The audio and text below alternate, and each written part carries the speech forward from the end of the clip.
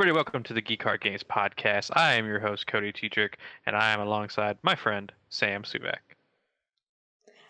Cody, let me just point out that right before we started recording this, you said, here's how we're going to do the intro. I'm going to say my name, I'm going to say your name, and I'm going to say, how you doing? And that's how you're going to know that it's your turn to crap, talk. I forgot. And then as soon as we started, you Restart. No, this is staying in. This is staying in. This is how it happens. We try to get organized, and it just immediately goes to shit. Just completely forgot. That's my bad. Okay. How's it going, Sam? Oh, it's great. How are you, Cody? I'm good. It's been a long week. I'm excited we're getting to the end of it. So yeah. All right. So we got some housekeeping to talk about. So Friday after this airs, it's the final episode of season 3 of Two Guardians. Yeah. And then we start our new project, which I don't think we've talked about yet on air. So I never remember what we've said and what we haven't. I never remember either. But we'll announce that next week because it'll be leading up to it. So we'll be looking forward to that. Let me just also throw out there for anyone who's watching the video, A, good on us because the video is working this time. We double-checked it, yes. B, don't know how it happened. We didn't do anything different, but Cody's on the left today for the first time ever. So that's exciting. Discord decided to mix things up. We like it. It's cool. Yeah. And one other thing of housekeeping is my friend Laz and his cousin Kenny started a podcast a couple weeks ago called My Cousin Sucks at Video Games. Now, there's some benefits to this podcast because, A, they drink a lot, so they get a little rambunctious and say some things. But also, they talk about fighting games a lot. Like, they're both big fighting game people, so you get some stuff we don't really talk about here. Like, we don't cover that. So yeah, I'd appreciate if you guys go give a listen to my friend Laz and Kenny's podcast. They've been doing a good job. They have 7 episodes so far, so good for them. They're motoring right along. Yeah. So you said that they drink on their podcast. Why don't we ever drink on our podcast? Because, I can be a lot of fun when I start drinking. You know this. You can drink. I don't drink a lot. You know this. So I don't drink a lot either. That's why it doesn't take much. Yeah, that's why it doesn't happen here. If you would like a drinking episode, let us know, though. We can make some kind of arrangement, I'm sure. I've told you, I want to get Megs on this show, and I want her and I to be drinking and you to not be drinking, and you just have to deal with us. That is a nightmare. Do not do that to me, first of all. Well, I don't think the timing would work, because, Australia, so, one of us would be, really early in the morning. People would probably be really concerned that she's morning drinking. Yes. All right. Speaking of games that we don't play a lot of. Speaking of games we don't play a lot of, like fighting games, I bring a surprise to the table this week to talk about a game that I've never played before. I played NHL 18, a sports game. This is the first sports game on our podcast. Can I make a guess as to why you played this? Go for it. Because your girlfriend Rachel loves hockey and she wanted to play it with you? Yes, for the most part. It was so her brother, my brother-in-law, who I've been playing Ark with, owns the game, and I went over to her house, and himself, her sister were playing, and I joined in. So we did like a 3-person thing, and I sucked at first, and then I started hitting some shots, and I really started to like this game. Sorry about that, guys. A little technical hiccup there, but now we're back. So yeah, NHL 18. So I started playing, and I'm really starting to hit these shots. I'm doing the whole thing where they go around the goal and they swoop it in real fast. I don't really know what it's called. I don't know sports. You don't watch any hockey in real life? I watch a little bit. I'm a novice. I just started watching it with Rachel. Okay. My hockey knowledge is limited to the Mighty Ducks, and when I watched the kids play street hockey on Rocket Power. That was a TV show when I was a kid. I don't know what that is. That's fine. Okay. But yeah. Oh, and Miracle, because one of my favorite movies of all time. It's classic. Have you never seen Miracle? Never heard of it. It's where it's the movie about how the U.S. hockey team beat the Russians, and the Russians were like undefeated. It's like one of the founding reasons our country came together. It's possible I've heard of it. I definitely have not seen it. It's great. Kurt Russell's in it. Kind of an asshole, but awesome. Okay. Was this in his young hot years? It was when he was transitioning to his older years. Okay. So, yeah. Okay.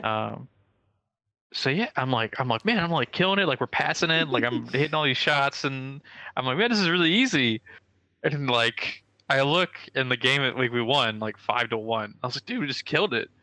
And I realized they turned the difficulty down from semi-pro to easy, and I was like, that would be why. But anyways, there's nothing wrong with playing on easy. There's not. I think I'm actually gonna end up picking up the game, mainly because Rachel and I can play together. But also because I actually had a lot of fun, and so. Is it like you guys, all three of you, were you playing on a team together? Yeah.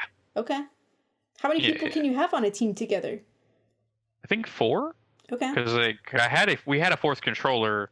There just wasn't a 4th account on the one PlayStation we were using, so we'd have to do a guest thing. And my controller was already dead because I have a controller I'd never plug in. Like it's always just dead. So, but yeah. So it was a lot of fun. So wait, was there a 4th person there who could have played who didn't get to play because you guys were too lazy to charge up that controller? Is that what you're saying? No, at the time, my girlfriend bakes cookies. If you would like to follow them on Instagram, it's at Sestra Sweets. That's Sestra.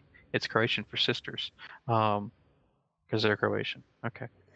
You're just learning all kinds of facts about my girlfriend this episode, apparently. They were baking cookies because, they do that on the side. So it wasn't that big of a deal. But yeah. Did you ask? Did someone's feelings get hurt and you just don't know? No, we asked. And they were like, no, it's fine. Okay. But anyways. Okay. Sam, I want to hear all about the Crew 2 beta, because I remember a young Sam, I say this because it happened like 6 months ago, who played a Crew demo and hated it. I hate it so much. Fiery passion. So tell me about it. I got so angry playing the Crew, because let me tell you what happened in the Crew.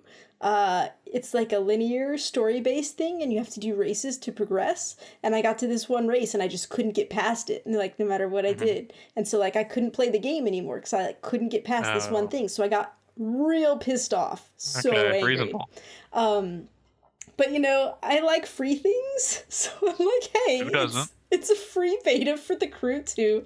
Let's try it. Why not? How bad can it be? So the exciting thing about the Crew 2 is, it's a racing game, but it seems completely different from the first Crew. Because like I said, the first Crew was a story-based thing. You were this criminal who got arrested, and then you had to go undercover and help the cops. It was like this real intense story. So the Crew 2...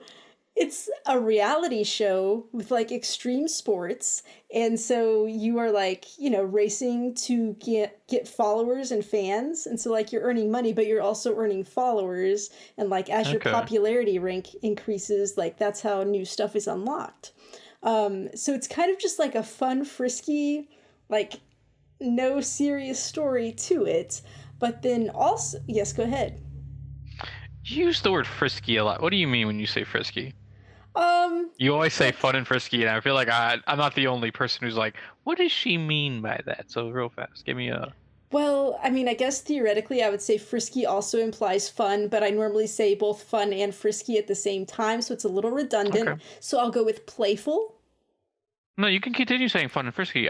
You've always said it, and I was always curious. No, I feel like fun and playful encapsulates friskiness.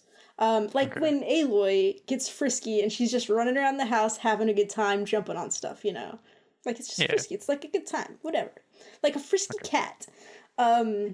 Continue. Sorry for derailing you. It's all good. So the way the beta starts out is like you're on an audition for the reality show, and you start with this car race, And then it just kind of has this transition where it just kind of turns and all of a sudden you're in a boat and you're racing the boat for a while. And then there's like another turn and all of a sudden you're in the air flying a plane. So it's really cool. And then once you finish that race, they're like, yeah, you seem cool. Let's see if you can like be part of this show. And it unlocks different disciplines. And so you'll have cars, boats, and airplanes that you can, choose to focus on. And so, like, when you pick one, you have to do, like, a few training missions, and then, like, other stuff will unlock on the map. But, like, stuff unlocks, like there'll be 10 things that unlock all at once. And then if you're having trouble with some of that, you can just, like, be like, well, I want to go try this other discipline. Like, I want to do the freestyle airplane stuff. And so then I go do that for a while. And that one is mostly just, like, doing tricks, and it's not really about racing somebody else. It's just, like, doing... aerobatics, I guess they call it. And so there's a lot of stuff that just opens up on the map that you can just go to and do stuff. So it's not linear. So if there's like one event that you're having problems with and you just can't get past it, it's okay. You go find something else to do because there's a lot of other stuff open on the map to do. I'm sure eventually you would have issues and like you would, have stuff that you had to complete enough things to keep unlocking stuff. But there's a lot of stuff that's open just from the get-go. And then, you can go back and replay some of the stuff that you did before just to keep getting your follower count up. Like, you have to get to, like, I think you start out as rookie and then you have to get to popular before this other group of maps unlock. So, like, you just keep getting your follower count up until you get there. But it's a lot of fun. I mean, the car racing is just, your typical car racing, but it's really cool that they have the boats and the airplane. The airplane was my favorite, which usually I'm not good at flying, but it seemed like they made the controlling like pretty easy. Like it was pretty easy to control this plane and to do most of the tricks. I had problems doing like the 360 loop because like I had trouble like leveling myself out correctly at the start and finish of it, but everything else was pretty easy and it's a lot of fun to do that. I thought I would like the big boat racing, but like it does this real stupid thing. Like this, I did get angry sometimes in this beta. It does this thing where like, you have your boost that you use for like all vehicles, but then this motorboat has this thing called the trim, and you have to like push in the left stick to get your trim activated to make you go faster. Because if you don't have that activated, you're kind of just like puttering around at like 60 miles an hour when you should be like over 100 miles an hour. But it's like real fickle, I guess. Like I would push it and I wouldn't know if it was activated or not. And then if you hit a wave the wrong way or something, it's like it would turn off and you'd have to try to turn it back on. And there was just like no indication ever if it was on or not. It would just be like, oh, I can't get over 60 miles an hour. It must not be on. So I had a lot of trouble with that and I couldn't get past it. That sucks. But then they had this other boat racing because that was kind of like the big motorboat. But then they had this more kind of like flat-bottomed boat like you'd have at the Everglades maybe. I mean, it didn't have a big fan on the back, but it was like a smaller one. And it was like more of a marshy area. And like you could like do little jumps and like skid over the ground a little bit for sections. And that was a lot faster and more fun. I was going to say frisky, but then I tried to stop myself. So, but anyway, it's very different from the crew. So I don't know if you liked the crew. I don't know how you would like this, but if you didn't like the crew, then give this one a shot because you might really like it. So, yeah. That's really cool. I'm glad you semi-liked it. Yeah, that's some fun. Yeah, I remember the first game being all about like, when I like heard about it, it was just like, oh, drive across the country. And like, it's like in real time, like it's going to take you a while to drive across country. And I was like, okay, that's cool, I guess. But anytime I saw stuff for this game, it was like, oh, you can go from being in a car into the water, into the air, whenever you want. Extreme! Oh, yeah. I think that's like the name of the show's like Live Extreme Sports or something. It's like that, where it's just spelled with the extreme. I don't know. Super hipster. Hey, man. It's what the kids want these days. It's fun. Apparently. So yeah, I'm glad you enjoyed it though. So last week, I brought up a game. And I feel like I have conquered this game. Sam apparently tried this game and did not enjoy it. No. I've spent a lot of more time with Hollow Knight. And I didn't just kill one boss. I killed 2. Yeah. Good job, so, Cody. So, fuck yeah. Well, first off, Sam, let me just get into this. What I thought was a boss was not the boss at all. It was just like an elite blocking my way. So I eventually like died to it twice, jumped over it, killed my ghost self, and got my, I think they're called shells, is the currency. Remember the mechanic in this is you kill your ghost self and get your shells. I don't recall that at all. Well, did you ever die and go back to where you were?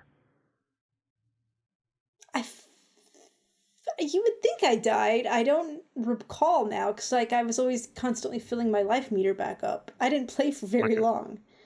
Okay. Well, yeah. If you die, you leave behind your ghost self, and if you go back and find it, you can get the shells you had on you at the time. So I went into the next room past this elite, and this is where the first boss was. I'm not gonna spoil any of this because it's like very beginning of the game. Okay. It's a fun game. I really enjoyed it. And there were some times during this boss fight where I was like, "Fuck, I'm dead. I'm gonna die here," but I didn't. And I was like, "Hell yeah!" So I keep going, and then I find the second boss, and I wipe the floor with it because I finally got an ability. Like they gave you the first ability like right after you finish that first boss. Mm-hmm. So much fun. Like, what's the ability? You can spend your meter, like a portion of it, to instead of heal, you can shoot out a ball of energy in front of you, and it does a lot of damage. Okay. And I found out there's a relic system where like you can equip relics, and each relic has a different like. It costs 2 of these little points, and I think when you like upgrade, you get more points. So the relic I had was using 2 of my 3 points. So I could have found a second relic that only used 1 point. Okay. And that relic, I think, would mark where I died. So if I died, I knew how to get back to where I was, which was really handy because I got a map. So yeah, those caverns are a mess. Like they're very hard to navigate through. Yeah. So I was very happy about that. And I opened up because after you go underground for a little bit, the shop opens up, and the shop sells a couple things. But then there's a corner of the underground where you find a guy, you can rescue him, and he opens up another shop up top, and I went up there and got a bunch of stuff from him that made it really easy. Yeah, I'm really liking that game. Like I recognize it's a very hard game. Yeah. And it's going to take me a very long time to get through, but I'm having fun doing it. And like, I think that has been like my thing this year is that these hard games that I keep going back to, and then eventually I get past them. So who knows? Maybe I'll try a Dark Souls game one of these days. No, I'm not trying a Dark Souls game. Fuck that. I have thought about picking up Dark Souls Remastered when it comes to Switch, just because I was like, it's gonna be like $40 and it's not bad. But yeah, I'm having a blast with the game. The music is so incredible. Like there's a little subsection you can get into, where you like it's almost like you're underground when you're in the underground already. Okay. And the music, it's like really creepy, and I was like, "Ooh, I'm feeling this right now. This is really awesome." And like the enemy types are so varied once you get further in. Like, because at the start, it's just like little bugs that are like squirming around and flying, and then like once you get lower, more enemy types are coming out, so you really have to start playing smarter. Yeah. And I really like that. That's a lot of fun. But yeah, like the second I beat that second boss, I was like, okay, I get why this game's a lot of fun, because it does like these type of games where like it's hard, but once you beat that boss, you feel so rewarded. Like I was like, this is so much fun. So yeah. But Sam, you tried Hollow Knight because our video was messed up last week, so you were like, oh, I could fill some stuff in with gameplay. Yeah. So tell me about your experience with Hollow Knight. So I got it on PC, obviously, so it'd be easy for me to just grab some video for it. Which I don't know if this is still going on, but right now the Steam sale, it had it for like $10. So that's the reason why you got video footage of it last episode, because if it had been expensive, I would not have bought it. It's only $15 on the Switch, so it's like still $5 difference. So. I don't know if I would have bought it if it were $15, but $10 I could not argue with. I was like, let's do it.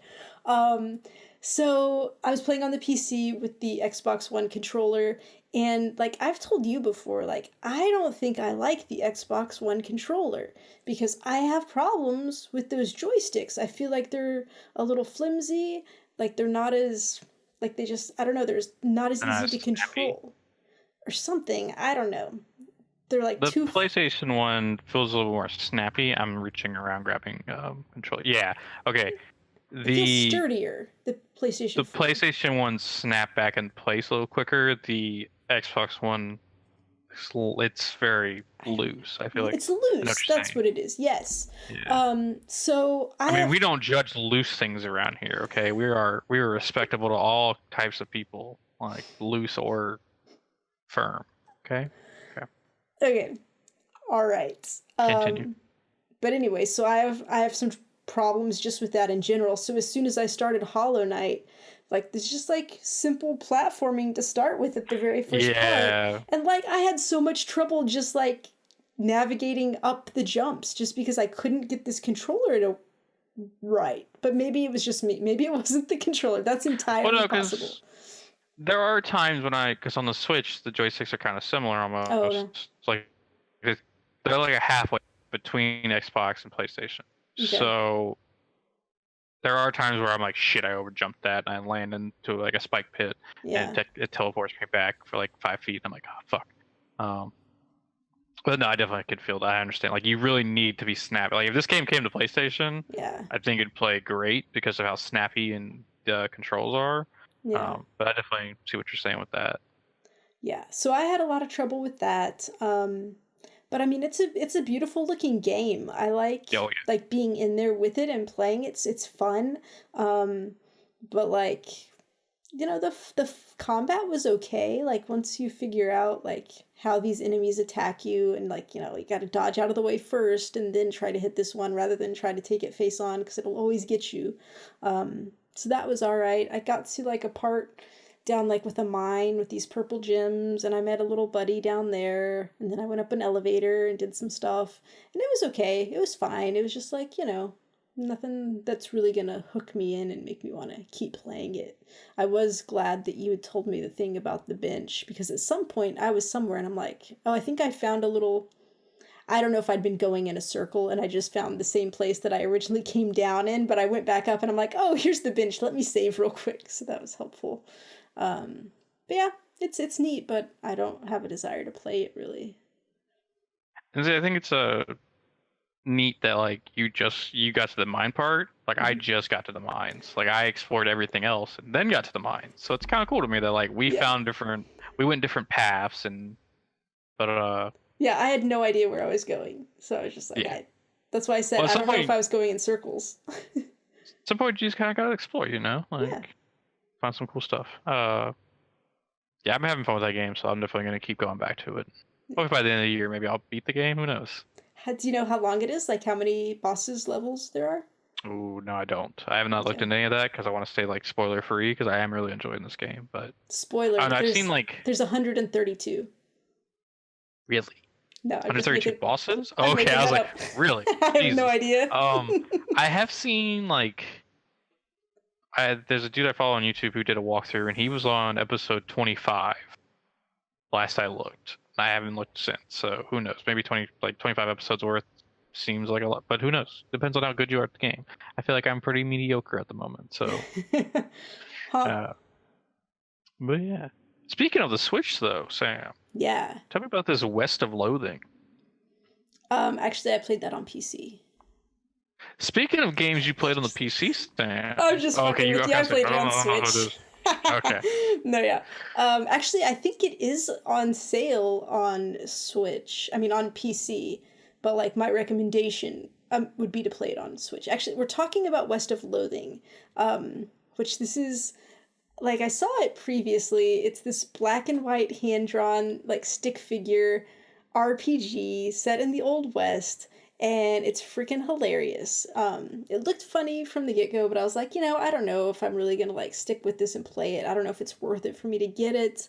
And then Brittany Brombacher was talking about it on What's Good Games, and she was saying how funny it was, and I was like, all right, I should just go look into this, and like, maybe I won't play it for very long, but let's go see.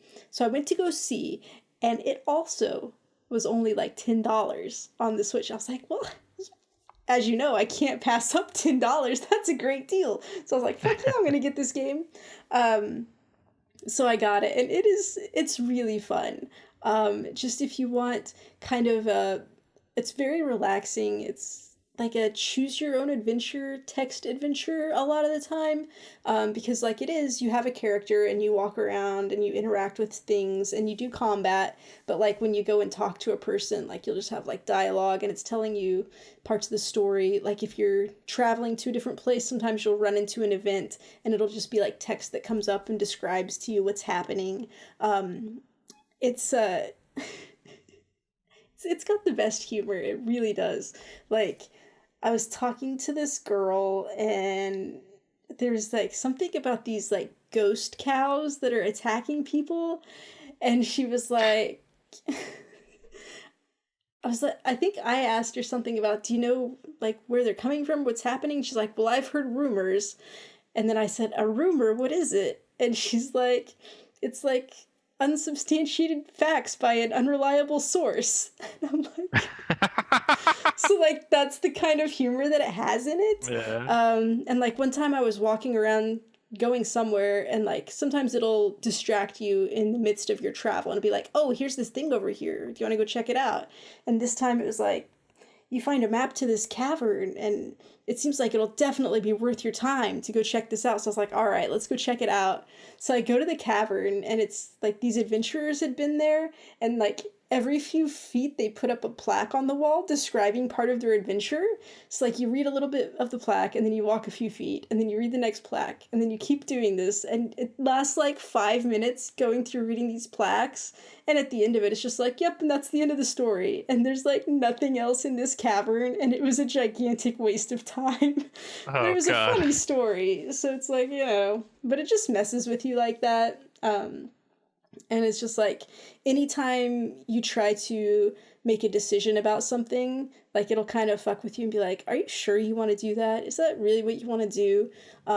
Because like, I would be like, I snuck into this bandit camp and was gonna just like, I just wanted to kill people and get out of there because I didn't want to do like a bunch of combat. So like, there was one guy on guard, and it was like, you can sneak up on him and kill him, or you could like go and talk to him. And I'm like, I'm just gonna sneak up and kill him because I don't want to have to deal with this.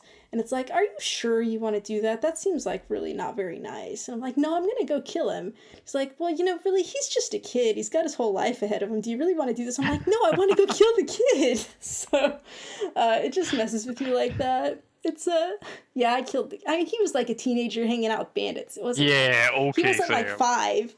Sam's a kid killer. But yeah, so like all the people are just like these stick figures.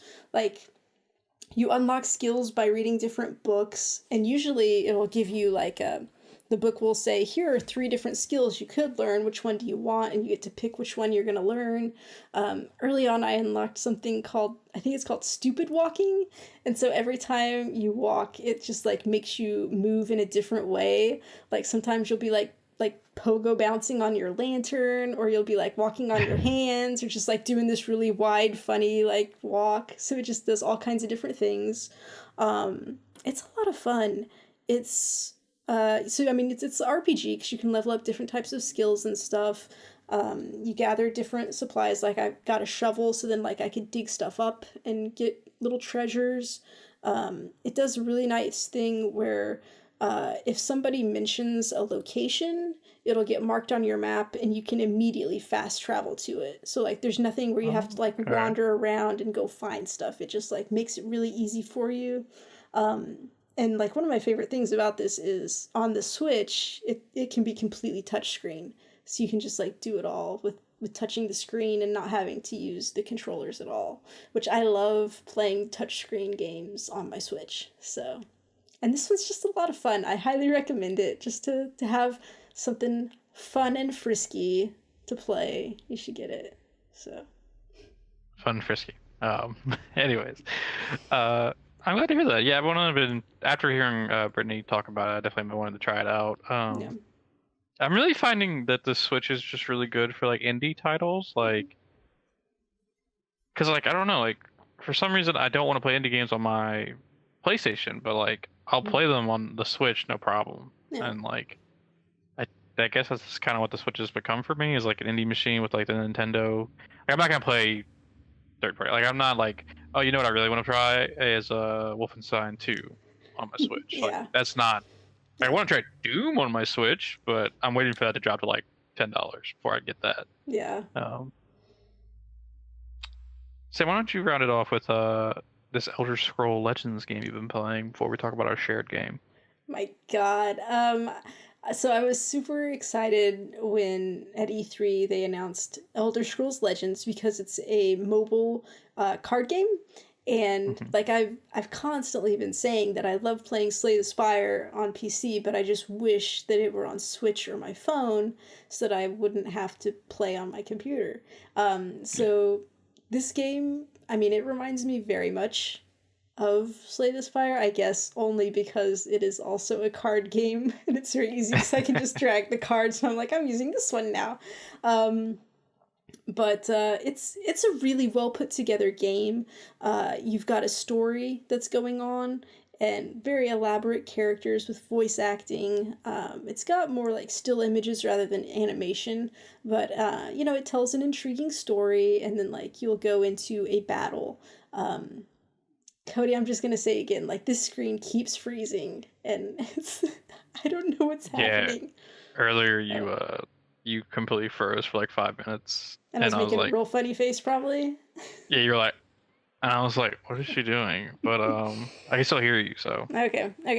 We're just continuing.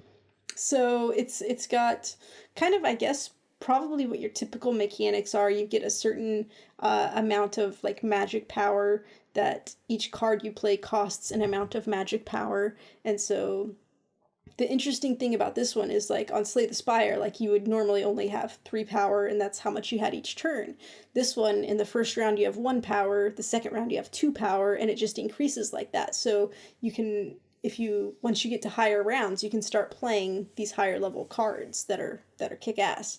And so you've got just like, any of your cards will have an attack power and a defense power, and then you have like your character, which has like a bigger pool of health, and like you're trying to whittle away the big health, but like the cards you play are all like players that will either defend or attack and hopefully take damage before your big person takes it.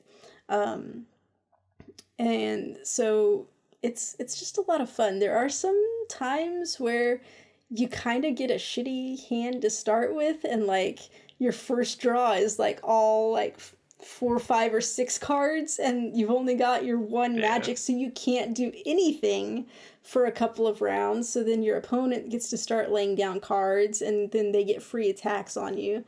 But like, I mean, I'm just playing against the computer right now in the story campaign, and so I'm finished Act 1. And I haven't lost a match yet, even though at various times it'll feel like I'm in a very bad position. And I'm like, I'm in trouble. I don't know how I'm going to get out of this, but eventually it all works out. So I've been having a lot of fun with that. It's just like, it works very well on the phone. And it's just like perfect for that. And it's just a fun little like thing to do, like when you want to kill some time. I say that, but then like the first night I just played it for like hours. I'm like, I should probably stop now. I've been playing this for a really long time. But yeah, I'm really enjoying it. So I know, Cody, you did not care for it as much. I like playing card games. I like Slay the Spire a lot, but I generally like to play card games against other people. I like that competitive aspect of it. Like I played Yu-Gi-Oh so much as a kid, so like it's just kind of ingrained in me. And maybe they've changed it, but when I first played, like you had to play the campaign through and like unlock all these cards where you could hop into the player versus player stuff. And like that's fun to a point, I'm sure, but like I just wasn't into it really at the time. I could give it a second try once it comes to like Switch, because it is coming to consoles this year, apparently, cool. right? Yeah, I think that's what they announced at E3. Is that they're releasing on all the consoles, which would be cool. There's a lot of card games on the console, so but I'm sure you're having fun with it on mobile, so you'll probably continue playing there. Well, I mean, if it was free on Switch as well, I'd probably get it on Switch and play just a bigger screen. Yeah. Yeah, I don't really have any desire to do like multiplayer on it, because like I feel like I'd really get my ass kicked there. Like I feel like I do okay against AI, but like I don't know. And then like I've reached a point now where it's unlocked a bunch of different decks, and that's got me going like, oh, jeez. Like, I just want one deck. I don't want to have to, like, understand what these different decks are and pick between them. I'm like, just give me one. It's too much. I don't like too many options. So what you're saying is you're a solo kind of deck person. Apparently so. Okay. I do like, after each battle, you get rewards for different stuff. And so you'll get different cards and, like, I think both Slay the Spire and this Elder Scrolls Legends have kind of faked me out, because like it'll pop up like 3 cards and I'll be like studying them very intently, and I'm like, I've got to make the right choice for which one I want to pick, and it's like so intense because like they all look so good. I'm like, I can only get one, and be like, okay, I'm gonna pick this one, and then it's like not working. It's like, oh, I get all 3 cards. Like, that's really cool. I'd like spent all this time agonizing on over like which one to get, and I'm like, wow, thank you, I appreciate that. All right, well, I'm glad you're having fun with it. I may give it another shot when it comes to Switch. You know, just card game on Switch seems kind of cool, I guess. Yeah. All right, and last but not least, we have our shared game of the week. Captain Toad's Treasure Tracker came to Switch. The demo of it. So we both hopped in. There's 3 levels you can play. I don't really know how to describe this game. It's I know how to describe this game. Oh, go for it. Okay, you got really aggressive. It's just like a 3D Mario game, but with no jumping, and it feels a little bit dumbed down, I would say. Not necessarily in a bad way, but like seems like it would be for younger players, like to break them into that world and get them like trained to be, you know, ready to go to a more advanced Mario game, is what I interpreted it as. I don't agree personally. I feel like there are mechanics of this that could be confusing for a young mind. I agree that like the art style, it's like a 3D Mario game. The point is you're put on a map and you can rotate the camera, and you want to use that to your advantage because you can see different ways when you rotate the map. So like if you rotate the camera one way, you can see underneath the map maybe, and you can see, oh, there's a diamond. I just need to figure out how to get down to that diamond. Because the point is you are collecting coins, but also you want to collect 3 diamonds before you get the final star of the level. And so there's always 3 crystals or 3 diamonds. Crystals, diamonds, same thing. Sam, what did you think about this game? I mean, I wasn't a huge fan of it. I was just like, you know, this is fine. I really didn't like that I couldn't jump, just because I love jumping in games. And then I did like that you can just push the right shoulder button and it will incrementally turn the camera a little bit for you. So you don't really have to work on managing the joystick to manage the camera. It just like automatically will turn for you, which made it easy for me. The thing that really got me mad, Cody, on this game, do you remember in the second level where you're playing along, you're using your controls, you're doing stuff, and then you get to those things that you have to raise and lower? And what do you do to raise and lower them, Cody? You touch the fucking screen, don't you? You have to take your fingers off the controls and touch the screen. And that made me so angry, Cody. I can't even tell you how angry that made me. I was like, how dare you make me do this? Time out. I really enjoy when touchscreen stuff is on my Switch. What are you talking about? I enjoy playing games where you play with the touchscreen. I do not enjoy switching back and forth between using controls and touching the screen. That is just distracting and not cool at all. I should never have to take my fingers off the controls. It's bullshit. All right, well, you can write Nintendo a strongly worded letter about that. Anyways, I love this demo, and I'm now going to be buying Toad Treasure Tracker because I had a blast with this. I was completely fine with the touchscreen stuff. I was really like, I'm not interested in Toad Treasure Tracker. I'll just play the demo because it seems interesting. And by that third level, man, I was like, fuck, I'm into this. Like, when does this game come out? The third level was kind of like a somewhat boss battle, kind of. Not really a battle. There's a giant dragon shooting fire at you constantly, and you have to like maneuver yourself behind this like these wood boards that like will block his fire because he shoots at like a wall of fire, and if you're behind the boards, it won't hit you. I love the mechanics. Like I was fine with not being able to jump because like there's never a reason to jump. Like there's always ladders for you to climb and stuff, and everything's within reach usually. I was worried how the combat would be because the combat is pretty much you have to pick up turnips because you're Toad, and that's what he does apparently is pick up turnips, and you huck them at stuff. And I was really like, I feel like I'm going to be missing a lot. There seems to be some kind of like trajectory thing where like I could throw it next to the bird or the flying Goomba. Was it a bird or was it a flying Goomba? I have no idea what they were. You throw it like next to him and like it would register. So I was like, whatever, cool, I'm fine with that. And I don't know, like I just like the idea of like moving the camera to see where the different stuff is on the map. Like that there's layers to the map that like you have to like work your way around to find. I thought that was really cool. I really enjoyed that. I can see why it'd be annoying to like have to be holding your Switch with two hands and you have to like maneuver your hand to do the touchscreen stuff. I can see how that's annoying. I do wonder if that's like a prominent thing in a lot of levels. Also, I wondered how does that work if it's docked? Because I didn't try it docked with a Pro controller, so I don't know how that. Because I'm sure there's a different way to. Obviously, there has to be a different way to do it with. Yeah, I'm sure it's just like there's maybe a cursor that you can. I don't know. Bring over. I don't know. I didn't even think to try that. So, I don't know. I really like this game. I was and like it's only $40. Like it's not a full price game, so I was like cool. And they apparently took out all the like. Apparently in the Wii U version, there were some levels where legitimately you just walk through and it showed some art. Well, they replaced those with Super Mario Odyssey levels. So I was like, cool. Like, and there are actual levels where you can like find crystals and stuff instead of just walking through. So you're getting more content in this one. So I was pretty happy about it. So by the end of the demo, and I remember you telling me the night before I played it how you didn't like it. I was like, ooh, I can't wait to play this. And I played it, and I was like, oh shit, bro. Like now we're gonna have to fight about it because I really like it. Well, I'm glad that you enjoyed it. So yeah, I'm excited to have a new game I want to play.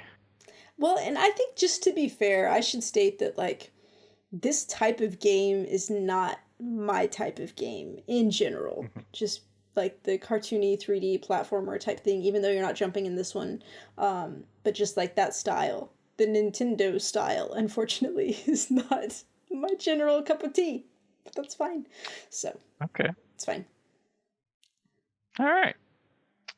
So that's what we've been playing. So now we're going to move on into some news items. So first up, Summer Games Done Quick has just started this past week. And we got to watch a couple sessions of it. And we picked out some of our favorite games. We got to see speedrun. Sam and I both watched the Doom speedrun, and good lord, that was quick and crazy to see some stuff. Well, yeah, I had no idea how this was going to work. Cause honestly, I've never watched a speedrun before. So, I didn't understand like how these like 14, 15-hour games were going to get cut down to just like an hour and a half, whatever. But turns out this was like 30 minutes, like under 30 minutes, I'm pretty sure. Yeah, this one was like Doom is all about cheating the system and just like getting out of bounds and like going where you're not supposed to like jump through to navigate the level without actually interacting with stuff inside the level, which is neat. It was neat to see that. But I don't think I would ever want to play a game that way because that's no fun. I like to be in the game and shoot things. We should probably so games done quick. Yeah. They have summer games done quick, which is in the summer, obviously, and then games done quick is later in the winter. And it always benefits a certain charity, and this one is benefiting Doctors Without Borders. And so what they do is games done quick is all about speedrunning different video games. So they bring in these professional speedrunners, which I never realized how many there were, but there are tons of them apparently. Yeah. And these people like specialize in certain games. So like the dude playing Doom was like part of the Doom speedrunning community, and he was like, yeah, like we found like glitches that cut down the time by like 5 seconds, and I'm like, is that really that important? Apparently it is. Yeah. So there's a lot of like cool methods he was using. Like I've never played Doom. I'm like I said, waiting. Oh my god, Cody, you need to play Doom. I played like the original Dooms back on like the obviously Super I don't care NES about and all that. games. Okay. No, you need to play the new Doom. If I had known, I would have got you that for your birthday. Shit. I probably would have liked it more. Anyways, so there's a gun called the BFG, which you can kind of use to like launch yourself in the air if you shoot at the ground. So the person was pretty much utilizing that to shoot themselves up. I think he was using this Gaussian cannon something to do it. Oh, okay. Because it wasn't the BFG. He did something real cool with the BFG, but we'll give that in a minute. Yeah. So go ahead, talk about launching himself. So he would launch himself up in the air, and he would like mantle up and like get up into places, and then he would glitch through the walls, and then he could run through the level and get to the end without ever having to fight anything, without ever having to shoot anything. And so that's pretty much how he got through it pretty quickly. And the thing is, he made it look super easy, but if you were on the edges of these polygons of the levels, and like he had to be so precise to like not fall off of the level and do stuff as he was navigating through it. So I mean, he made it look super easy, but it is like unbelievably difficult, I would assume, to actually navigate through that. But then the other thing that he did that I really appreciated, because like some of the bosses on Doom I had a lot of trouble with. But what he did is that's where he'd have the BFG, and he would shoot it out, and when like the ball of energy got close to the demon, he would pull up the weapon wheel, and that would kind of freeze the gun bullet in place next to the enemy, and it would just drain their health. Like it was a glitch that would do that. Yeah. So like he didn't even have to fight the enemies really, he would just like drain them. And then one boss fight, he was fighting him and he stunned the enemy, and then he ran and like jumped on his head. I think he used his gun to like boost into the air, so he jumped on the demon's head and then boosted over that and like went over this gate and just skipped the boss fight completely. Like he just left him there still alive. It was fantastic. So like I don't know if those type of glitches would work on console, but like if I ever play it again, I'm sure gonna try that because that was fucking awesome. So yeah, so that was really cool. That was the first game like I think we both kind of watched. Then like the next big one we wanted to hit on was your favorite game, or one of your favorite games of all time, Resident Evil 4. Yes. Which I've never seen this game played. And I don't know, maybe I blinked out at some point because you told me it's not what I think it is, but it seemed like a very, very, very long escort mission where you're just escorting this girl around. No. And Ashley is with you sometimes, but not all the time, and it's not all an escort mission. I promise. There was this was the first game I saw where someone messed up, or not really messed up. It wasn't really his fault. He was leading her through a room, and the enemy NPCs attacked. And she had such low health that when they attacked, it killed her. Yeah. So he had to restart. That was the first time I ever saw a speedrunner like mess up. So I was like, oh, okay. So like these things do happen. Yeah. What did you think of it? So it was like one of your favorite games of all time. So you probably like. I was blown away because I was like, is he gonna do a similar thing where he just like cheats and like gets out of bounds and do stuff? There was very little of that in this run through. I think he ended up doing it in like an hour and 36 minutes.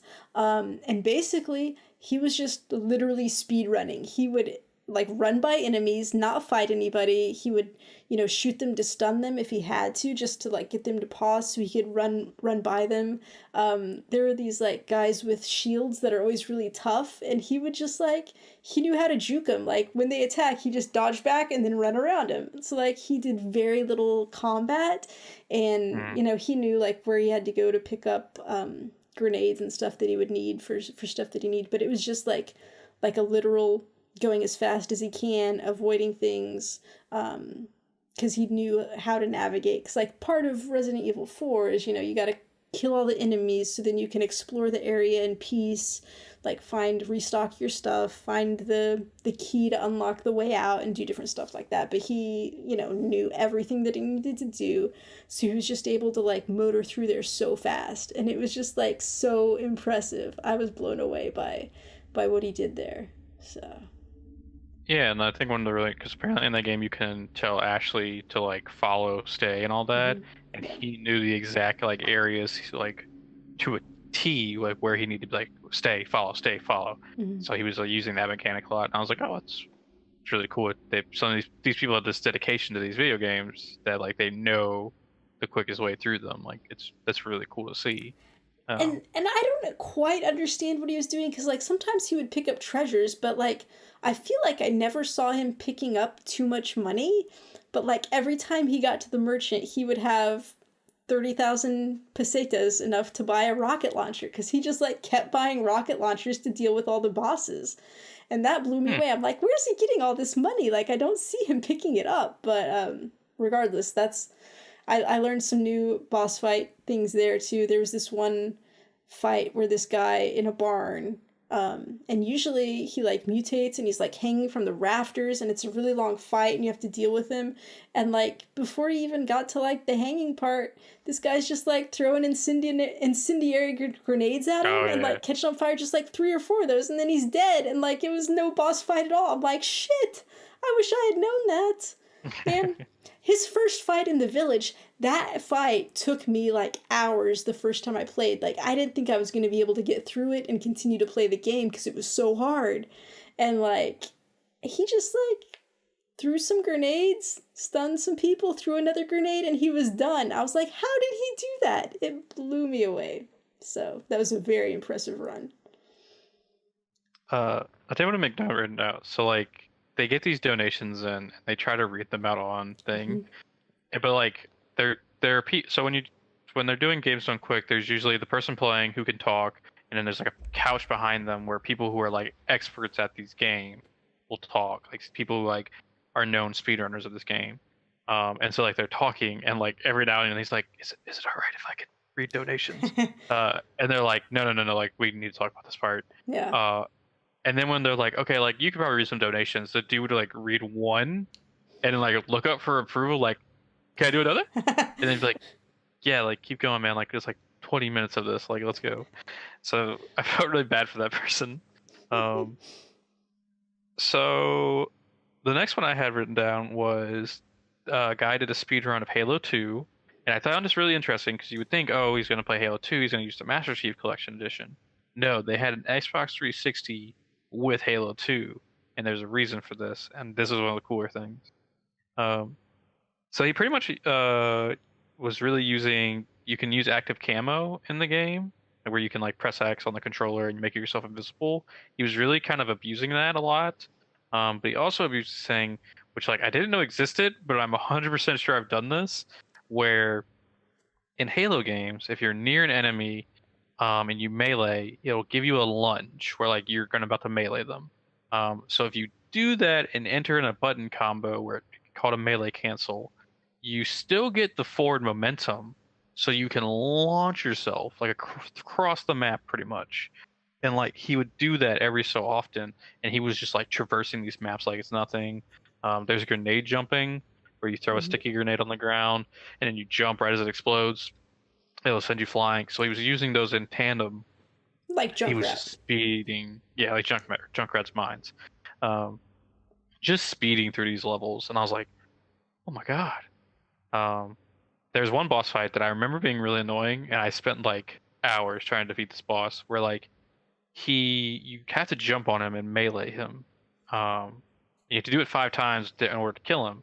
But he moves around so fast, and he moves every time you jump on him. And like there are these elites that are walking around that can like pretty much one-shot you. And I'm like, crap. So like it took me forever to finally get it down. He did it in like no time flat, and I was like, because he had active camo on the entire time, so nothing was fucking with him, and I was like, this sucks.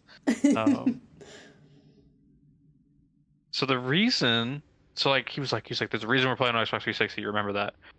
So the reason he does that is because you can get to a certain boss fight, hit active camo, but also dashboard your Xbox by hitting the Xbox button on the controller, and it will permanently give you active camo for the rest of that level because it like the game freaks out and doesn't know what to do.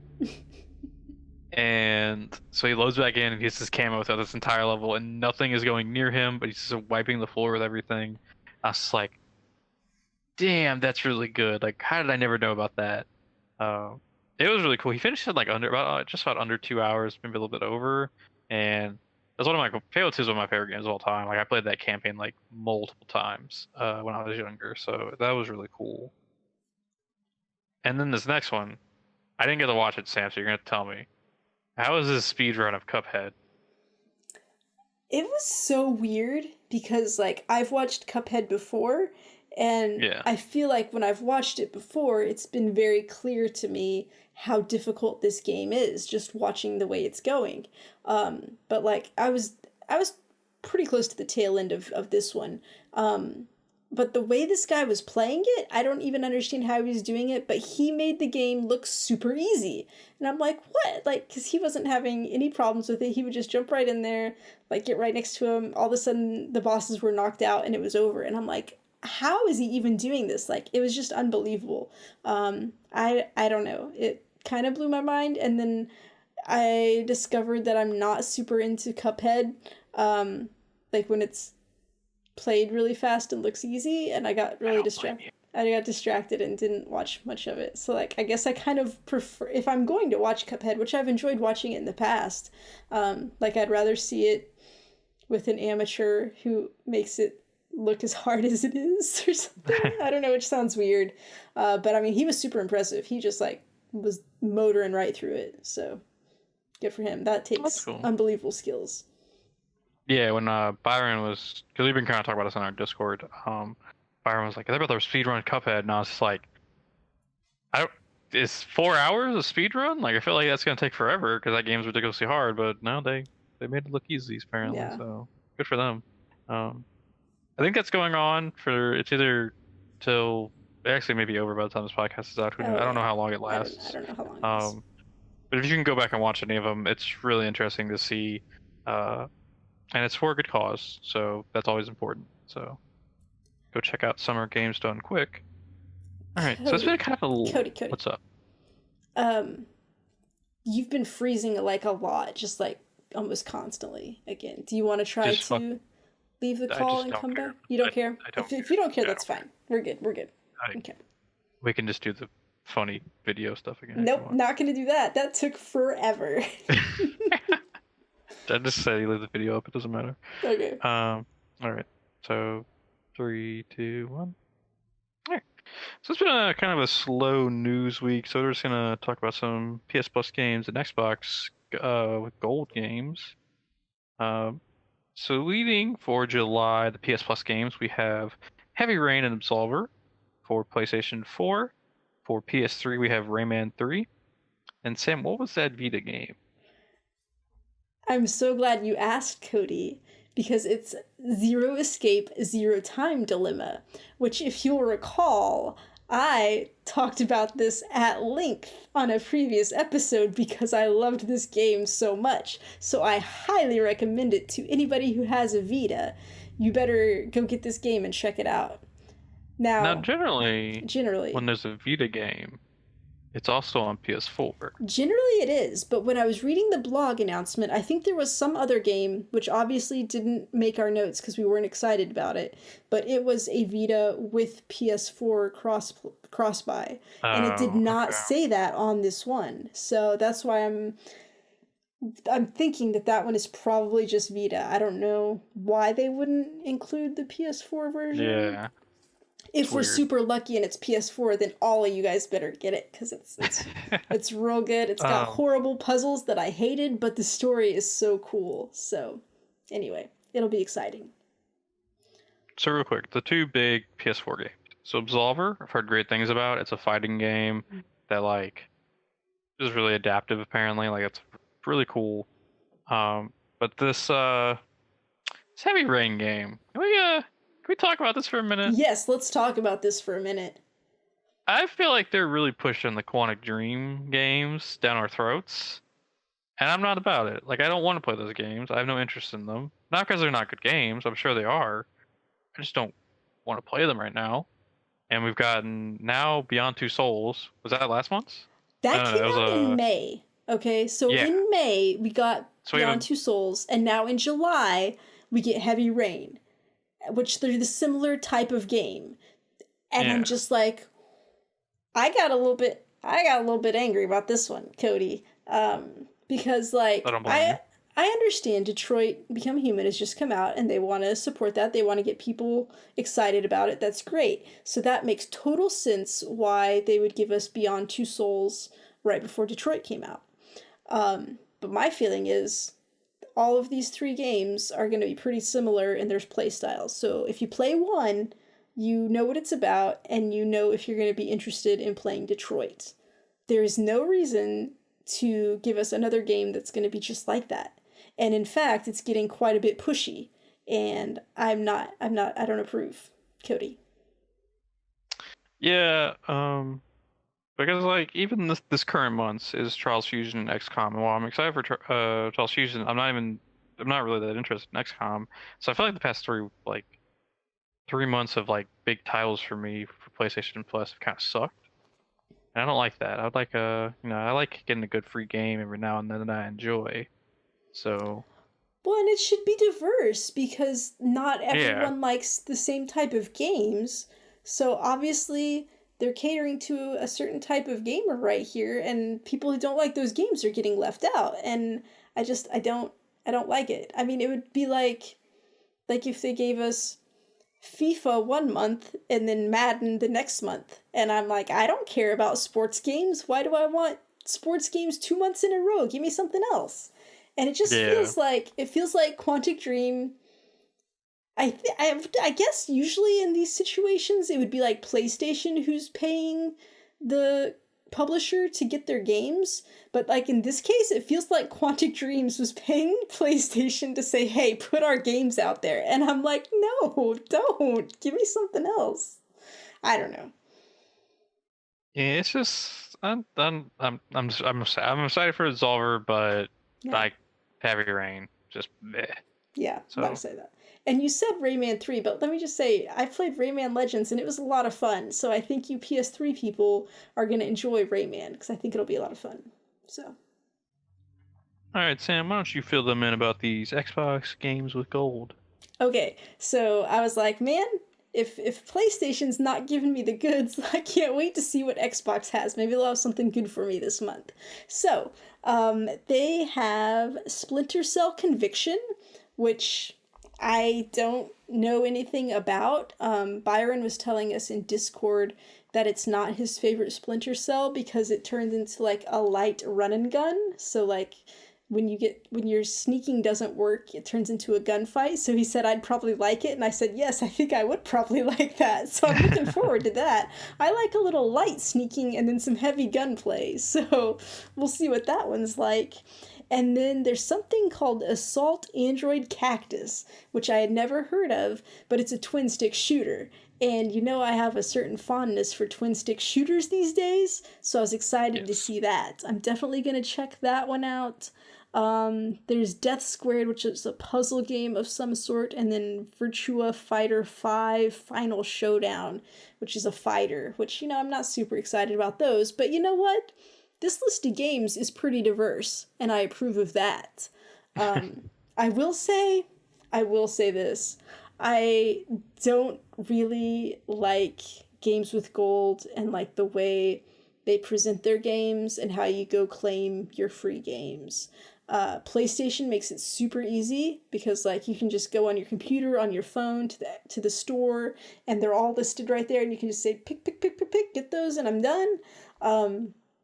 The Microsoft Store is so hard. Like I can usually get the Xbox One game on like my PC and say I want this, but then like it usually won't let me get the Xbox 360 game, which doesn't make any sense. And then like I have to go to my Xbox One and then go to the store and then try to find it and then get it there. And then I also don't like that some of them are only available half the month. And so then you have to remember to go back and get them for the second half of the month. And Cody, you know I've given many a lecture about you better go claim your free games, because what are you doing if you don't? But you know what? I'm going to go ahead and I'm going to say this. If you miss out on your Xbox games with gold, I don't think I can hold that against you, because they do not make it easy to get those. So if you ever miss those, I will not lecture you, because good God, it's not easy and I don't approve. But do you know what I do approve of, Cody? What's that? Game Pass? Yes. So, we also got some new Game Pass games coming in July. So, we have Human Fall Flat, which I've been very interested in. Yeah. We have the awaited arrival of Vermintide 2, Total Warhammer Vermintide 2. That's going to be a lot of fun to try out. We have a cult classic, Fallout 3. So if you weren't liking Fallout 4, maybe Fallout 3 is more your speed. We have Abzu, which is apparently a visually stunning game, so definitely give that a try if you're into those kind of games. And then we have Elder Scrolls 4 Oblivion. Now let me just say, I'm super excited for Elder Scrolls 4 Oblivion, because I never got to play that one. Oh. So I'm definitely going to be giving that one a shot.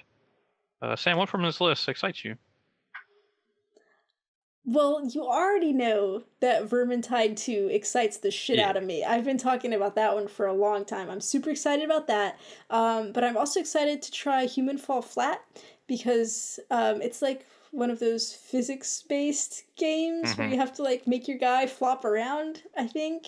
And it sounds really cool and fun, but I think I'm going to suck at it and probably won't be able to play it for very long. So I never wanted to make the financial investment to buy it, because I thought I would suck at it and not play it for very long. So now that it's free, I'm like, yes, I can try it out. And then also I just found it amusing that we had Fallout 4 and Elder Scrolls 5 come to Game Pass first, and then after that, we got the older games coming. And I was just like, that's like the reverse way you'd think it would normally happen. So, I don't know. Oh, it was Elder Scrolls Online, not Elder Scrolls 5. Is Elder Scrolls 5 not part of it? Yeah. Oh, see, I'm so into Elder Scrolls, you guys. I know all about Skyrim. it. Okay, so that one's still not on Game Pass. My bad. I wanted to make a joke about how I hope Humans Fall Flat doesn't fall flat for you, but I couldn't get a joke going. So yeah, so if you're if you have Game Pass, that's it's only $10 a month. You get those cool games. All right, so it's been kind of light on news this week, but we did have some news drop today. The best news ever. So Overwatch announced their new hero, the tank Wrecking Ball, aka Hammond.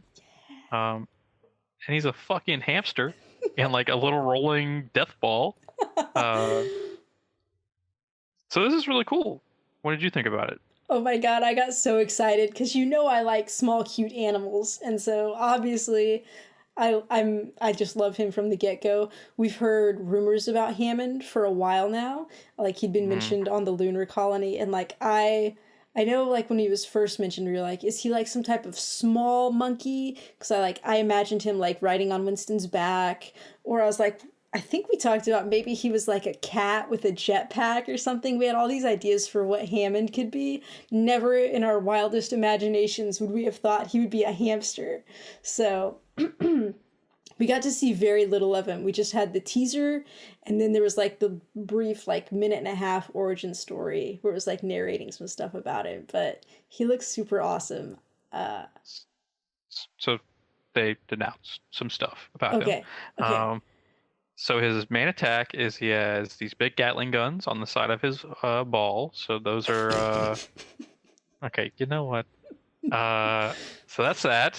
His ultimate ability is he shoots out a bunch of proximity mines, and so he covers an area with mines, and they take like about a half second, and they arm, and then when people walk through, they deal a bunch of damage to them.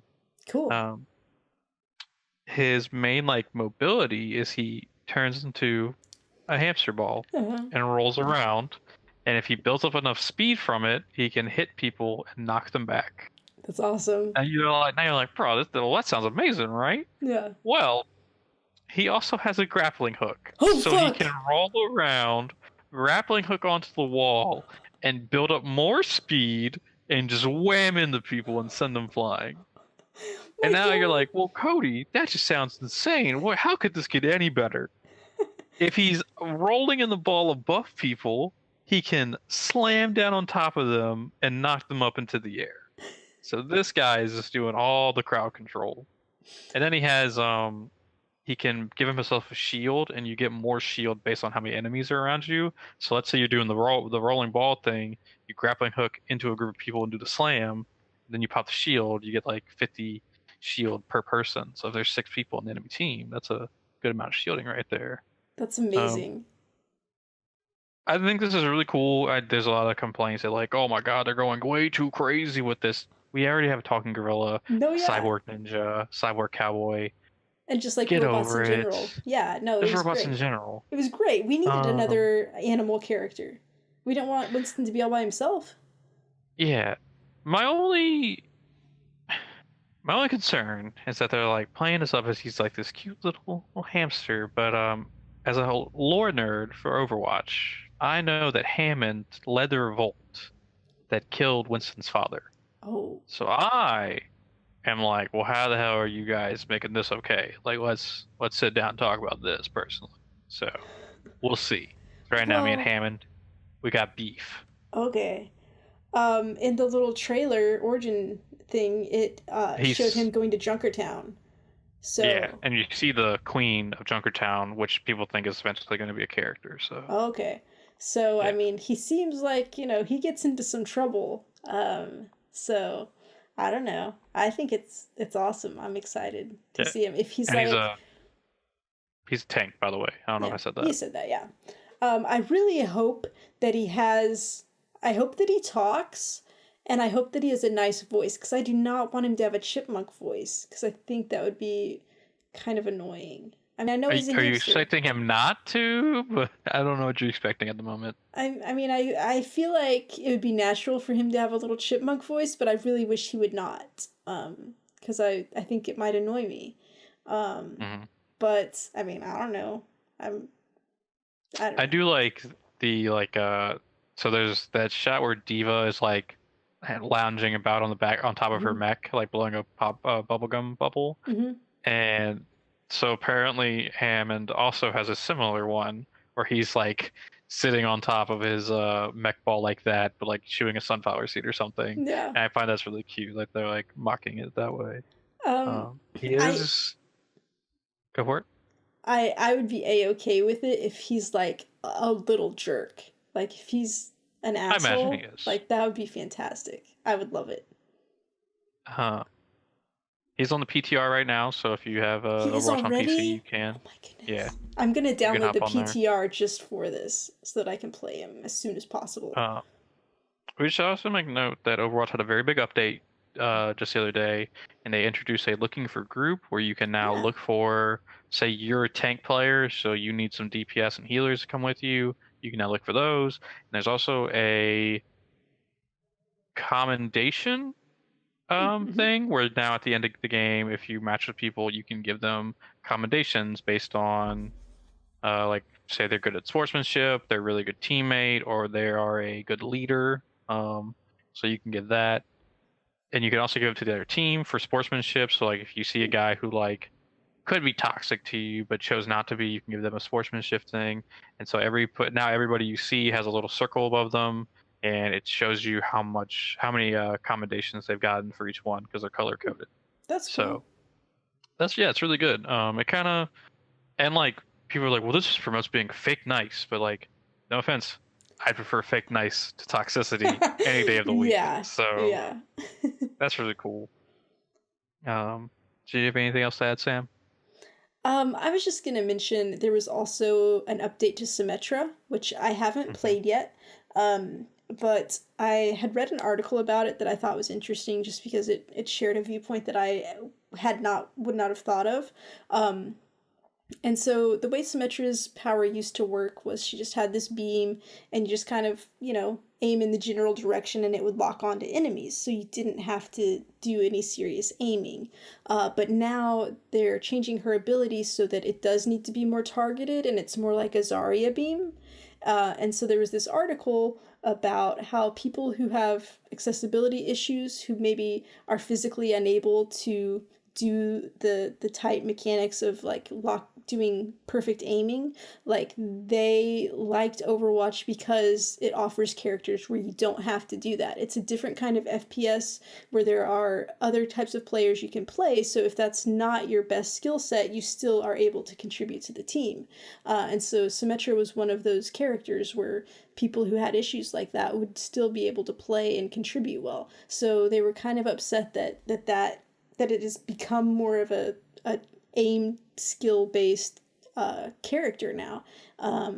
So now like the ones that are left that don't require as much aiming would be like Mercy, Winston, and Brigitte's main attack. So it was just an interesting thing to think about because people who are physically able to manage a mouse precisely to get the kind of aiming that you need for like typical FPS stuff, we just like wouldn't realize what this change might mean. And it seems like Overwatch tries to be really inclusive and wants everyone to be able to play their game and have characters that use different abilities and different types of things to make it easier for people to play. So it's just like kind of like an interesting thing to think about if this was just like an oversight where that wasn't really something that they considered, or if in the future as they're getting more characters added, if they're going to add more that require less precise aiming to make it easier for people with accessibility issues. So I don't know, it was just something interesting to think about. It's interesting to see like what Hammond's skill set will be, if how much precise aiming he's going to need, or this might be a character that would help make up for that with his just like crashing into crowds and stuff. So that could be cool. Could be cool. Yeah. So that's a very good way to look at the game. I would throw Moira in there because you can just hold the button and her thing goes everywhere. Yeah. And our last piece of news, they announced a Halo TV show is coming to Showtime, and I am super excited for this. Now, I think the easy answer here is we're getting a TV show about the Master Chief. But I would like to propose that instead of doing that, and before I say this, I know not that much about Star Trek and not that much about Battlestar Galactica, but I would propose instead of following the Master Chief, let's follow another team of Spartan soldiers, and let's just go explore that galaxy, man. Let's hop on a ship and just go save some like random people from elites and save people from the Flood and the Covenant. Like, let's do this. Like, that's what I would prefer. I know we're probably getting a Master Chief show. It would be cool no matter what. I'm excited for this. I know they talked about this for a long time. It was like 2013 when they brought up like a Steven Spielberg TV show, and I was like, what? But this is cool. They announced some of the people who are leading it. I don't know who they are, but I'm sure it's in good hands. I trust this. Like, it's going to Showtime, which will be cool. And Showtime has an app, which is important to me because I don't have cable. So yeah, that's cool. Sam, do you have any thoughts on this? I mean, my biggest thought right now is you should go back and watch Battlestar Galactica because it is fantastic. It's one of my favorite shows of all time, really. There's like a list of like TV shows I want to go back and watch. I'm sure you're about to show me something Battlestar Galactica. Don't look at all my clothes there, but there's my Battlestar Galactica poster. Because I love it. I saw some underwear. That was weird. That's not underwear. Those are shorts and pants. Kidding. I'm just kidding. It's like I really want to watch Buffy, and I really want to watch Battlestar Galactica, and I really want to finish Twin Peaks because I started it and got like halfway through. There's X-Files, which I was like 3 seasons in on. Okay, don't you diss X-Files? I want to believe. Thank you. It's okay. It's just not. It doesn't rank. Like, I highly approve of your Buffy and Battlestar Galactica. Those are the top 2. I go for those first. Being honest, like X-Files is like the top. I want to believe. Dude, I love Scully and Mulder. It's the best. I loved X-Files when it was on, but I don't know, the later seasons weren't as good, and then like I just don't have a desire to go back. But reasonable.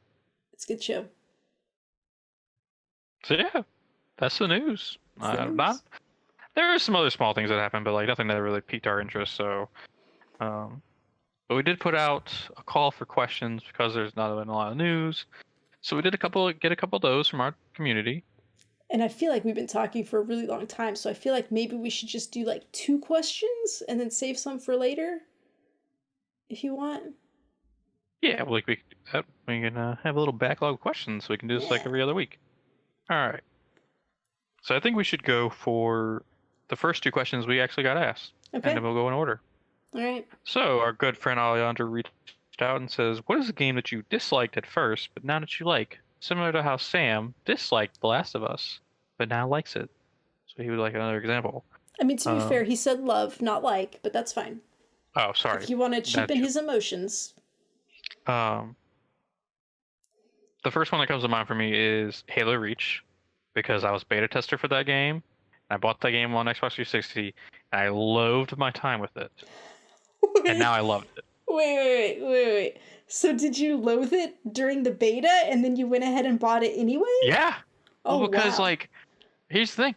I was a bleeding Halo fanboy. Like Halo 3 was the greatest game of all time for me. And so like they were like, "Oh, we're changing things up with Halo Reach." So like me and my buddies, because I was in a Halo clan, Team Method for life. You guys remember?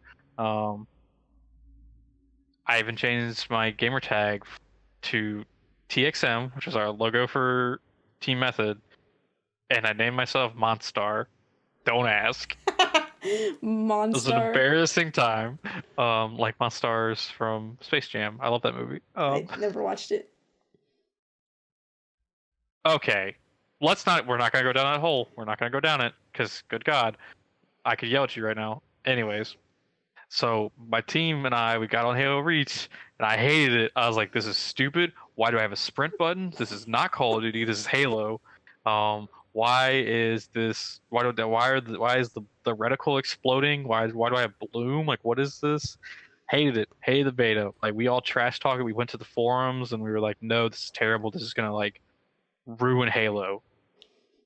We still all bought the game though, so I hated it. But now I own it on Xbox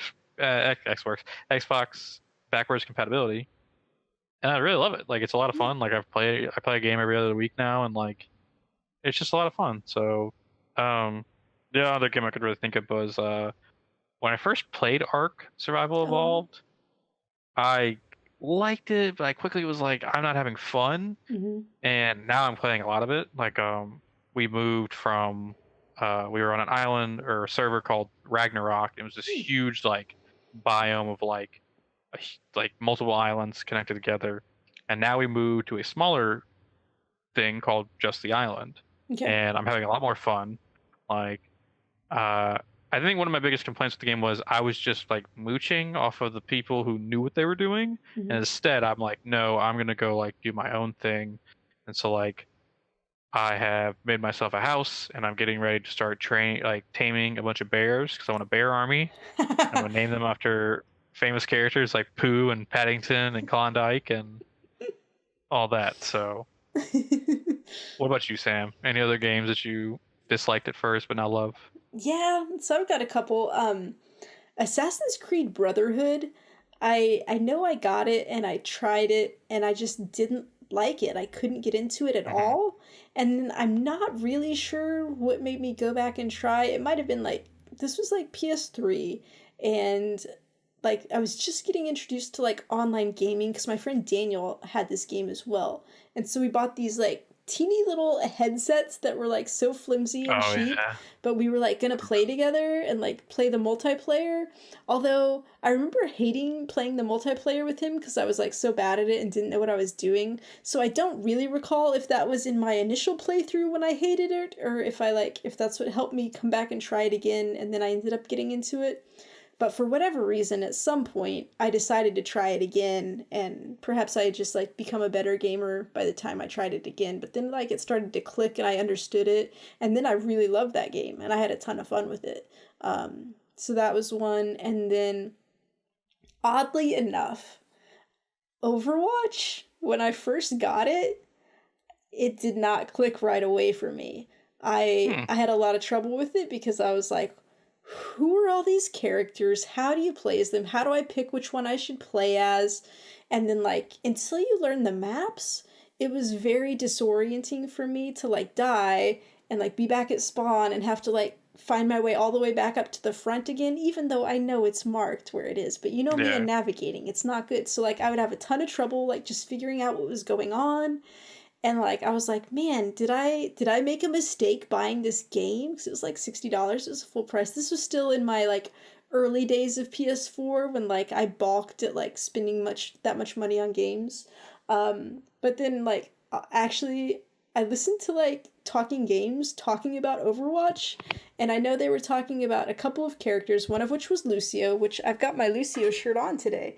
So that's exciting. But they were just talking about, like, how to play him and how he was a good character, and I was like, okay, let me go play Lucio. And then, like, it's kind of started to click from there, and, like, I got a pool of characters that I was good playing with. I figured out all the maps and, like, how to navigate, and it finally just clicked for me, and it became, like, one of my favorite games of all time. But it just it took quite a bit to warm up to that game. So yeah. And I mean, it probably helped that you met your best friend through that game, right? Like, yes, absolutely. Shout out to Overwatch for starting Geek Heart Games. It brought us together. It did. Like, all right, and our other question for the day we have from our friend Byron. He asked, what is your most disliked game, and what is the reason you dislike it? I racked my brain on this one, because I feel like I could come at some people right now. And I think I've decided some people being me? No. Some people in our Discord. Oh, snap. I really dislike Zelda Breath of the Wild. Like, all last year, people were like, it's game of the year, it's game of the year. I'm like, hey, have y'all played Horizon Zero Dawn? What are y'all talking about? I tried. I really did try. Like, I got, like, multiple hours in that game. I was about to start trying to fight one of the divine beasts, and, like, I just feel like that is the most unrewarding game to me. Like, I was never getting anything good from it. Like, I would finish these shrines and, like, I wouldn't get anything cool. Like, you get, like, you can freeze water and throw bombs, but, like, the constant, oh, your bow broke, oh, your sword broke, oh, your shield broke. Like, I was like, what's the fucking point of me going and getting this stuff if it's just gonna break? Like, it's not a fun mechanic to me. And the stamina. Oh, and stamina is the worst mechanic ever. Like, and, like, I made this comment in our Discord, and, like, if you like Zelda Breath of the Wild, good for you. I'm glad you enjoyed it. This is just me personally. I would go out in the world. I'm like, well, I'll just ride around and, like, find cool stuff to do. No, like, there's enemies to go fight, sure, but guess what? I'm just getting something that's gonna break in 20 minutes. Like, who cares? I don't even care. And then the blood moon rises, and they're all back. Forgot about that. They're all back. So what was, like, and there's, like, some quest to go get some crickets, and, like, need to calm down for a second. Yeah. If you like that game, I'm happy for you. That is just a game I dislike. I don't enjoy it. I don't enjoy how much praise it got. Because I do feel like, because Horizon Zero Dawn and it launched so close together, people just really forgot, like, what Horizon Zero Dawn did.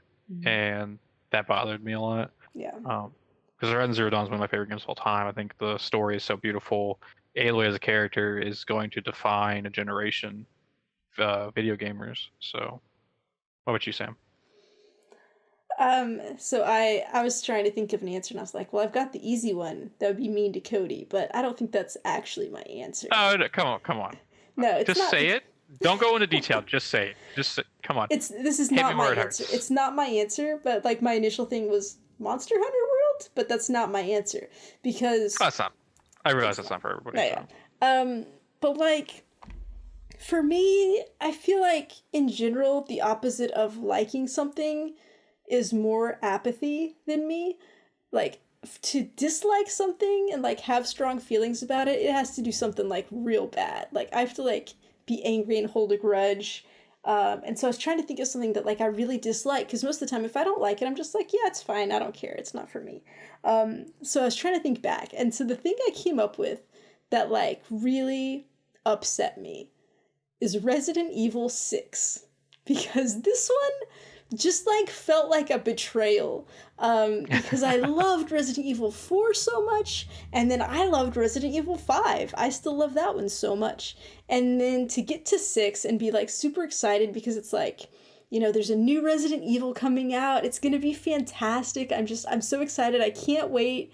And then to get into it and just to not like it so much. It was such a disappointing game. It felt like Call of Duty, like they were just like trying to be all action all the time, which is not what a Resident Evil game is. And I was just like, I was so upset by that. I was like, am I ever gonna like get a Resident Evil that I love again? So I'm gonna say that that is my one that I dislike the most, because like it hurt the most. Like I cared for the franchise so much that that one like really just stuck it to me. I was like, man. So I was also afraid that you were gonna say your answer was Resident Evil 7. That game, like, oh, I don't know. I'm trying. I'm really trying with it, but I'm like, I'm about to like throw my controller at a wall because I get so frustrated. I've been stuck on one section for Which section? 2 weeks now. You go down in the basement, and you're in like it's the first time you see the like weird fungal monster dudes. Yeah. And I get to the boiler room, and there's a locked door, and I don't know how to get through it. Like I need a key, but where's the key? I don't know. And like when you die, it gives you like the hint, but the hint is always go get the shotgun. But when you get the shotgun, the door closes behind you, and I know you need. You have to get the broken shotgun in order to get the other shotgun. Yeah, I don't know where the broken shotgun is. So we can take this offline. I can try to help you out if you want. You don't have to play it, Cody. If you need to, if you're like, I'm trying. No, this has been fun. I'm trying because I'm having fun. I like being scared, so like I've loved that bit to it. But yeah. But yeah. So. Sorry. That's been the show this week. Yeah. So. Remember, you guys can leave us a review on iTunes, iTunes, and all the other podcast services you use. We greatly appreciate it if you do. If it could be 5 stars, we would love it even more. So thank you. If you, I actually haven't checked if we have any reviews. I should really get on that. So if you have left us a review, thank you so much. We appreciate it. Yeah. If you'd like to reach out to us and give us some more questions, because now we have a backlog of them. Yeah. You can hit us up at contact@geekheartgames.com. Also, be tuning into geekheartgames.com next week. I'll have a new article going up. I don't know what I'm writing yet, so be on the lookout. If you'd like to reach out to us on Facebook or Twitter, we are at Geek Heart Games. If you would like to buy a t-shirt of ours, it is geekheartgames.com/shirt or shirts, which either one you want to do. Thank you if you've bought a shirt. We greatly appreciate it. That does go to support us, so thank you. Our YouTube channel you can reach at geekheartgames.com/YouTube, where you can watch our 2 Guardian series, and we will have the what is the word I'm looking for? The next series? What are you? I don't know what you're talking about. The next series, the replay of Killing Floor 2 stream we did, archive of Killing Floor 2 stream we did, and the archive of our community night going up next week, so be on the lookout for that. It's too late to know this, but if you want to watch the next community night, go to twitch.tv/geekheartgames, and you can watch us stream there. I'm just messing this all up. If you'd like to join us in Discord, where we were talking about all the things, this is why I don't like Jared Leto. It is geekheartgames.com/Discord. He's going to be a terrible Morbius the Living Vampire. Jesus Christ. And I've determined that Cody is too young to understand how cool Jared Leto, I can't say his last name, but how cool he was in My So-Called Life. So. Anyways, If you would like to reach out to me personally, I'm at Comic Book Cody on Twitter. Sam? I'm at SKSUVAK. So yeah, thank you guys so much. Really good show. I feel like we got a lot done. So Cody found out he's really excited for Captain Toad's Treasure Tracker. I don't know why I just announced myself in the third person. Can I do an entire podcast like that, do you think? No, I don't think so. Cody really liked Hollow Knight. Cody thought the first boss of Hollow Knight was a lot of fun. Veto. No. It gets annoying. I could feel it. Okay. All right. Once again, thank you so much. From the bottom of our geek hearts, we appreciate you. Sam, take it away. We're just two geeks who heart games. Do do do do do do. Yeah. Sam, I want to commend you for how far your dudes have come since the first episode or second episode when you first did them. Like there's some good dudes. You got the dudes power behind you. I believe in it. I'm just going along now so that when I That's good. really go off, it'll be surprising and fun. Ooh. All right. Thank you so much, everyone.